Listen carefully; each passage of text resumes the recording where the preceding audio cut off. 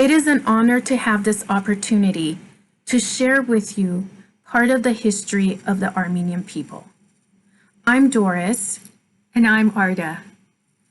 Today is April 24. It is a very sad and solemn day for Armenians throughout the world as we commemorate the Armenian Genocide, where 1.5 million Armenians perished.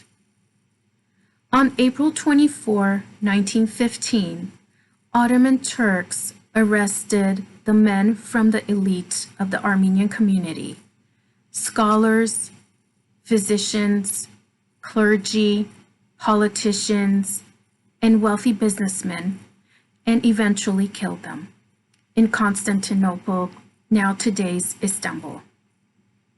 Afterwards, the remaining men were also arrested and killed, which left the women, children, and elderly vulnerable. They were then sent on death marches, where many died of starvation, dehydration, disease, drowning, physical attacks, and also from exposure to the elements. During this period, our grandparents were children. They lost their parents.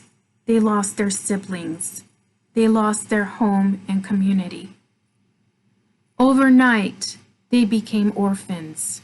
They became homeless, and they became destitute.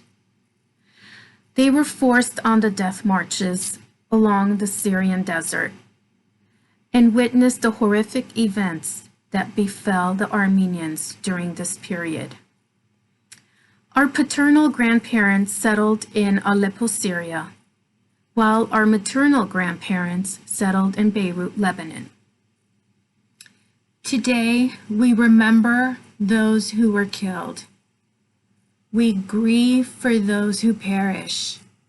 We mourn for an entire generation that was destroyed and for the potential that was destroyed along with them. And we also remember the remarkable faith of the Armenian people. Our grandparents were God-fearing people. And despite everything that they witnessed and endured, they continued to believe in God, to trust Him, to worship Him. They dedicated their lives to serving Jesus Christ. And this is a source of tremendous blessing and comfort to us. Their unwavering faith inspires us daily. Today, we mark the 105th anniversary of the Armenian Genocide. As I mentioned earlier, it is a solemn day for us, as we remember those who perished. But we also find comfort in knowing that people like my grandparents maintained the faith and passed that legacy down to us, to their children, grandchildren, and great-grandchildren. They have become a source of blessing to us and hopefully to the whole Armenian community, as well as those around the world. Thank you for joining us today. Thank you for being part of the Armenian Genocide commemoration.